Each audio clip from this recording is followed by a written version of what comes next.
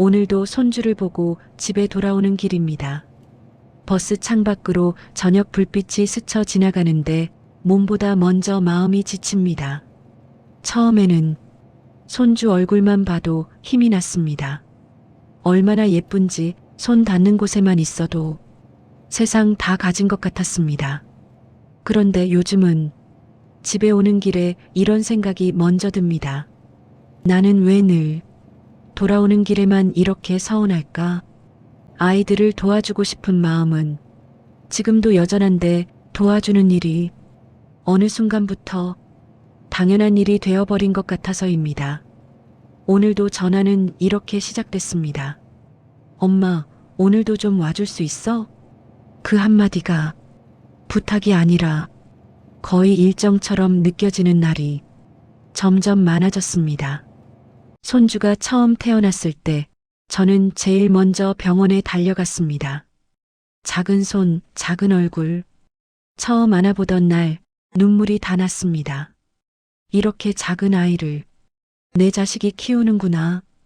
그 생각에 마음이 벅차서 그날 밤 집에 돌아와서도 잠이 오지 않았습니다. 아이들이 엄마, 우리 둘이 일하니까 혹시 시간 될 때 도와줄 수 있어? 그 말을 꺼냈을 때 저는 대답도 하기 전에 이미 마음속으로는 당연하지 라고 말하고 있었습니다. 처음 몇 달은 가는 길도 설렜습니다. 손주 얼굴 보는 재미에 아기 울음소리 들으며 같이 웃고 울고 사진도 찍고 엄마 덕분에 우리가 산다. 그 말 들을 때마다 피곤한 줄도 몰랐습니다. 하지만 시간이 지나면서 조금씩 달라졌습니다. 엄마, 이번 주도 계속 봐줄 수 있어? 엄마 없으면 우리 진짜 힘들어. 처음엔 부탁이었는데 어느 순간부터는 이미 정해진 일정처럼 들리기 시작했습니다.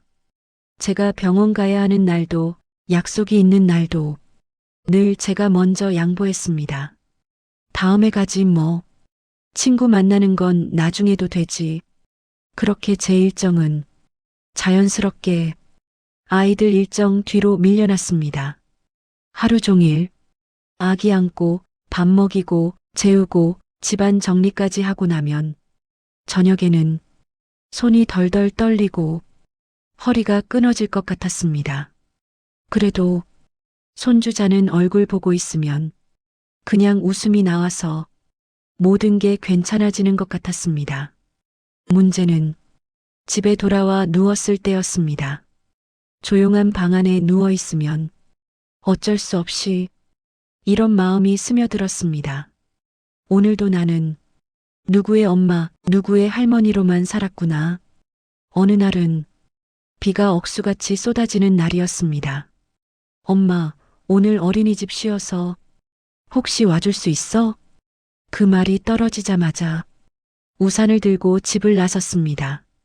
버스를 2번 갈아타고 젖은 우산을 들고 계단을 오르내리며 그날 하루 손주와 씨름을 했습니다. 밥 먹이고 옷 갈아입히고 젖은 빨래 돌리고 장난감 정리하고 나니 제 몸은 이미 하루를 2번 산 것처럼 지쳐 있었습니다. 저녁에 아이들이 돌아와 엄마 고생 많았지? 하며 웃긴 했지만 뒤이어 이런 말이 따라왔습니다. 근데 애가 오늘 너무 예민했나 봐. 좀 힘들었어. 엄마 있을 때 TV를 너무 많이 봤나? 순간 가슴이 살짝 내려앉았습니다.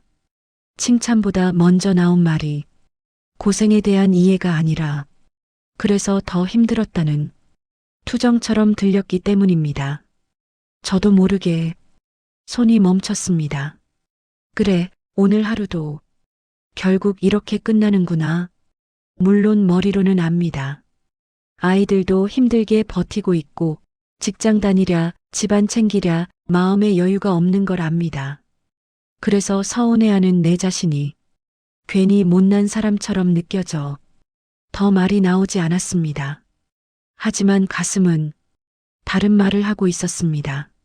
나도 힘들다는 말 한 번쯤은 해보고 싶은데 손주가 낮잠 잘 때 창밖을 보며 문득 그런 생각이 들었습니다. 나는 왜 늘 참는 쪽이 되어 있을까? 아플 때도 힘들 때도 괜찮다고 먼저 말하는 사람이 왜 항상 나일까?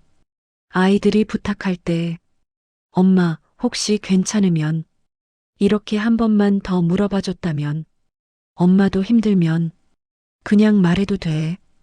그 말 한마디만 들었어도 이렇게까지 서운하진 않았을지도 모릅니다. 어느 날 손주를 재우고 난 뒤 딸이 설거지를 하며 물었습니다. 엄마, 요즘 몸은 괜찮아?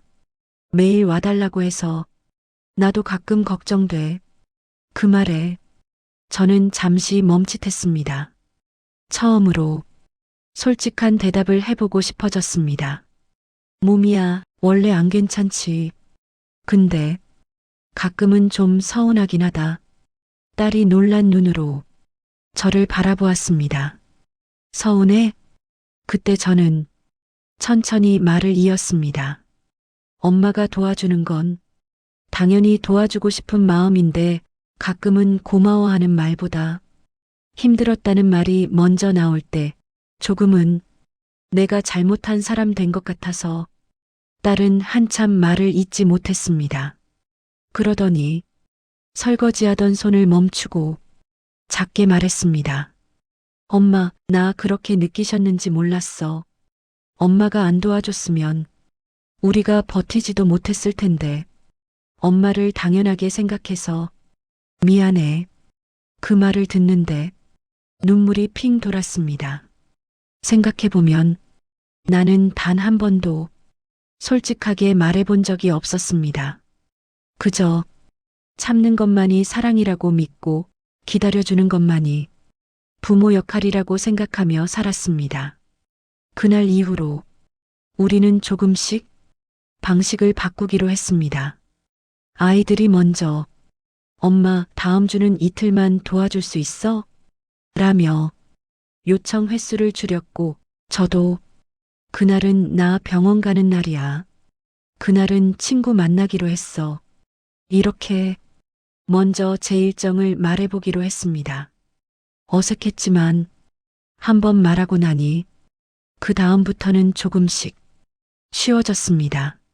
아이들도 말했습니다. 엄마도 엄마 삶이 있지. 우리가 너무 의지했네. 그 말을 듣는데 마음 한쪽이 조금은 가벼워지는 느낌이었습니다. 손주를 덜 사랑하게 된 게 아니라 나 자신을 조금 더 사랑하기 시작한 것 뿐이었습니다. 사연 속 할머니는 말합니다.